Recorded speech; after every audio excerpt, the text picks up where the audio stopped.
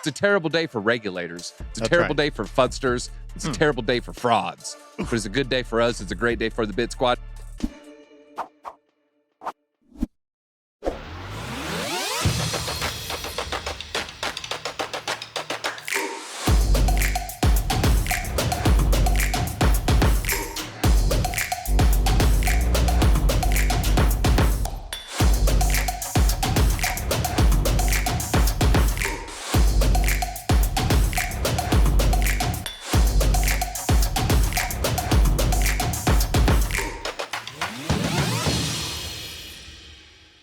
All right, Ripple plans to help 3.7 billion people.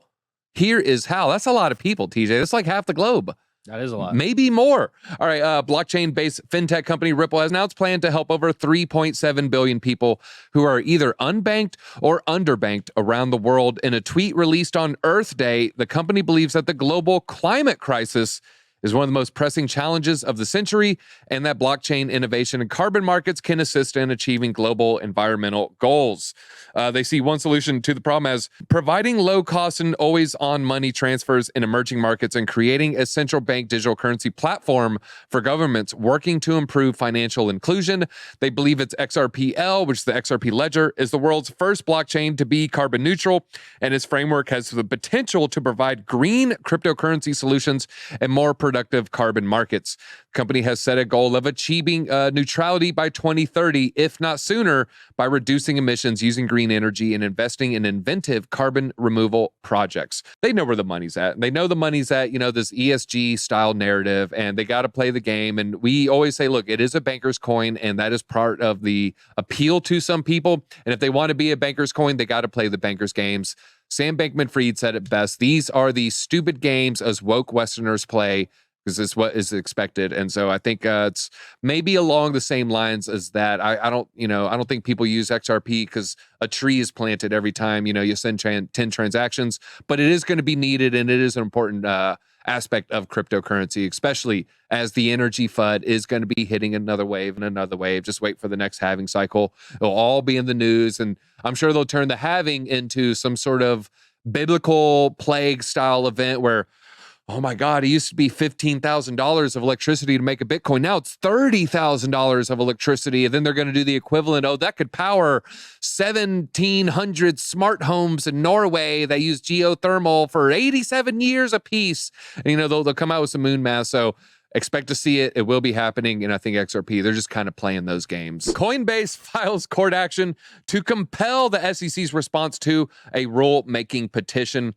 Brian Armstrong, he's tweeting about this a lot. They're taken to the courts to get the SEC to give us a yes or no to some paperwork they've had pending since July. Just kind of break it down like for a second grader here. Look, last July, they submitted paperwork. The SEC says, hey, you have to comply with all the regulations.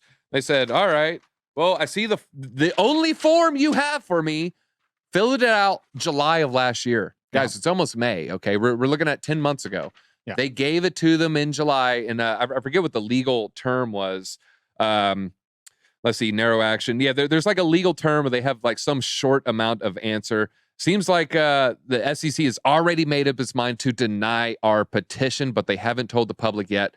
So the action they filed simply asked the court to, hey, give us a freaking answer on this. So I forget what the actual, but it's basically in a timely manner. You have to receive it, you have to look at it, and you have to approve or deny in a timely manner. They gave it to them in July. And so at a certain point, they're like, look, man, we don't want to go to the courts. You're forcing our hand here. Because what they want, they want the SEC and crypto to act like some sort of mail slot in an abandoned mansion filled with meth heads from Chaz. Yeah, I'm shouting out Decker's neighborhood here. The mail goes in, then what? I don't know. It's in a crackhead's hands. Okay, that's what I feel like the SEC is doing. It's like they're a bunch of meth-fueled addicts just receiving money and then, opening, and then the next thing you know, it looks like a rat nest, okay, just shredded paper everywhere. Yeah. I can't even imagine the lack of structure, just the lack of controls that they have going on here. And I remember reading, I think it was over the weekend, maybe on Monday, half their people, it's just basically people that kick indoors. They have a bunch of boot stompers, and then they don't have any kind of bean counters. And they need more bean counters. They need more lawyers. They need more people to push through approvals, not a bunch of people to put handcuffs on them because, hey, guess what? You didn't do what we approved. Well, I filled this out in July and I gave it to you. What do you want from me? Right. Okay. And that's the position that Coinbase is in. And it's really not fair. And I'm glad that they're filing suit because look, we'll take it to the courts. XRP, it remains to be seen. This could be a great strategy. We're hoping that it's a great strategy. And I think Coinbase, I think they probably have some pretty smart people. They sold a lot of stock. They have a big war chest. They probably got a pretty big law firm.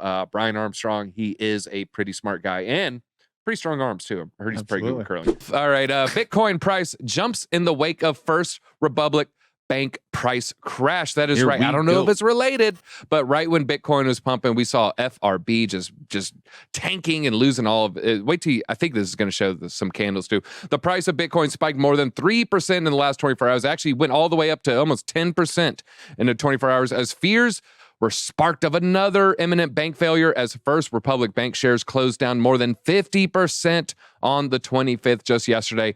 The price of Bitcoin rallied immediately following Fox Business reporter Charles Gasparino breaking the news that bankers working with First Republic Bank expect the institution to go into government receivership.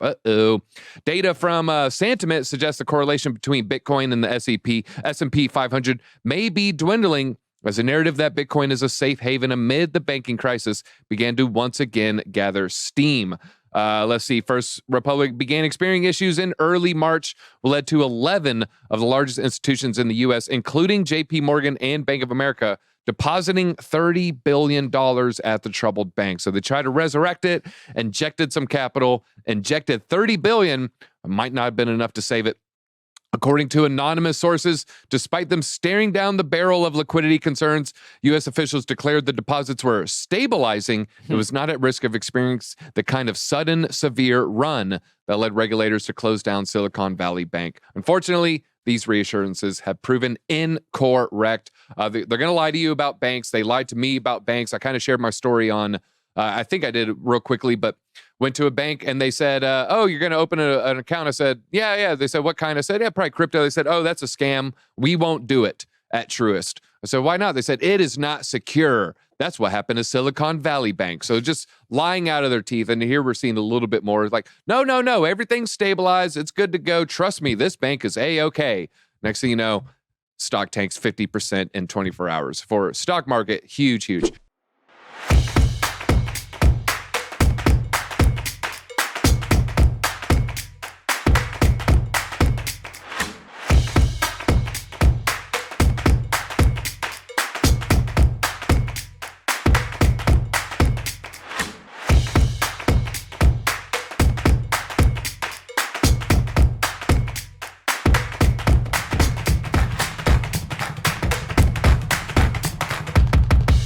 Bitcoin leverage longs liquidated after brief midweek recovery above 30K. Yeah, a lot of people feeling long and yoink. If that doesn't wreck some longs, I don't know what will. Put things in perspective, the market cap fell by roughly 49 billion from the highest point on that day. That makes the 26th of April the most volatile day in the last 7 days. Okay, so really not that crazy. Despite that, the sharp crash on the market recovered slightly. Many traders saw the recovery as a sign of demand and a possible push past the resistance range. As such, many traders in the derivative segment were convinced Bitcoin would offer a good rally. Hence, they said, let's go long, baby. This explains why Bitcoin's recent slapdown resulted in heavy liquidations. I like that. Bitcoin's slapdown report concluded that the recent failures of crypto-friendly banks have fueled debate of whether they're managing the liquidity risks of the market well. When I hear liquidity risks of the market from crypto industries, it just means, yeah, sometimes they make billion-dollar moves real quickly. Yeah. And they're probably not used to that. And, you know, you could have a pretty big company. What's in the news today? Puma. Puma has a little NFT, you know.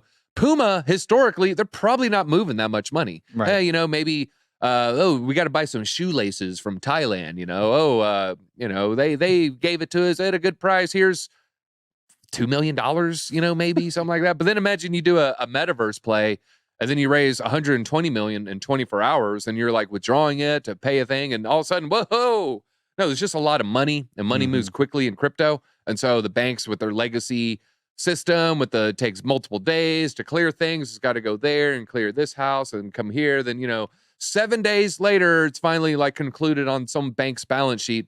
It moves too quickly for them and they can't handle it. And it scares them. It freaks them out. Why? Because it's a better system. It's clearly a better system. And this old antiquated system can't handle it. Reminds me of, imagine trying to drive your Model T on a horse road, right? It's going to be full of potholes. You're going to be flinging feces into your face, literally. And so it's not meant for these rails. And I think we're seeing a similar situation where crypto is just moved beyond banking. It's bigger than banking, and banking, it just can't handle it. They're losers. Bored Ape creator, where my monkeys at? Bored Ape creator Yuga Labs dominates NFT sales with 35% share. Huge amount. I'm actually surprised it's not higher. They more than a third of all NFT trading volume. This is over a 6-month period from October to March of 23. This is according to DAP Radar. They're pretty legit. They also have CryptoPunks. They have MeBits, Mutant Apes. Other side, they have the Vessels, the Land Deeds, and of course the titular Bored Apes. They created or owned projects, collectively generated more than $2 billion worth of trading volume over the last 2 quarters combined, representing 34.6% of the total crypto market cap or trading volume there. They lead the PFP market with the floor price tag of 51 ETH or about $100,000. So yeah, they always hang around 100,000. CryptoPunks also hang around 100,000. Yeah. When we get bullish, I can see Bored Apes maybe hitting 300K again. That's where they hit before. My Mutant hit 120 right before an airdrop, held it like an idiot, rode it all the way down. Maybe I could see that hitting 80, 100 again. I don't know. And you know what? If it does, I probably won't sell because I'm an idiot. I have a little bag. Drew, you have a little bag? I am Big bag? well invested in XRP and have been since flu season. Okay. I got in at like 17 cents. You know, the reason I got into it is just the overlap of like their interns and people that worked at Ripple that were put in place at different central banks, and then Rosie Rios joined in the board. So I see a lot of overlap between the actual Ripple organization and central banks across the world for the last 3 or 4 years. So as watching that, I just figured position, it's about 10% of my portfolio, but I'm definitely at the, I can't get lucky if I ain't at the fair. So, I'm definitely in there. Let's just give a quick lesson on leverage, not leverage trading. Go to Frankie for that.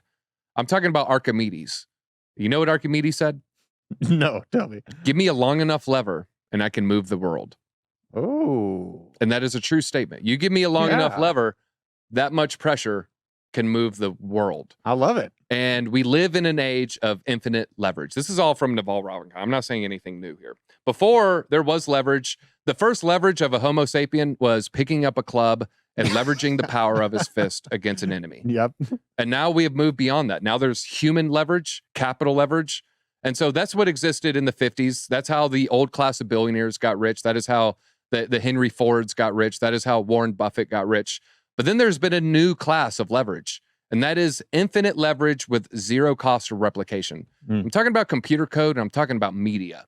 And with those two tools and AI, which is essentially computer code, with these tools, you now have infinite leverage at your fingertips. Yep. 80 years ago, the worst lumberjack compared to the best lumberjack might be, he's chopping 5 times as many trees, right? So there's a little bit of our leverage. Or a lumberjack and you give him a slightly sharper axe. Okay, now he's moving up. He's like 1.5x. Now we live in an age of infinite leverage where Mark Zuckerberg in a laptop can trillion X someone else's same output with that same laptop. And now we live in an age of infinite leverage. So use these tools.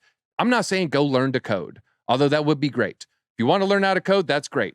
But you should probably do that if you have any kind of inclination to it. If you don't want to do that, make some content, make video content, make a podcast, spread it out. Guess what? YouTube is going to infinitely leverage your video. You make one video, they can make it where 1 billion people can see it, just like Gangnam Style. All right. YouTube leverage that to infinity almost. The last one, you don't want to do that. I'm weird behind a camera. I don't want to do that. I don't want to learn how to code. Use AI. You now have autonomous agents that can live in your pocket that can 1 million X your productivity. So we live in an age of infinite leverage. There's enough capital out there for everybody watching here to get rich. And I think we can. We just got to take these DZ witticisms and wisdom nuggets and encapsulate it into our own lives. And we can get there all together. Underrated, stimulate you. Robert, you stimulate me. Let's stimulate that like button. That's all I got. DZ out.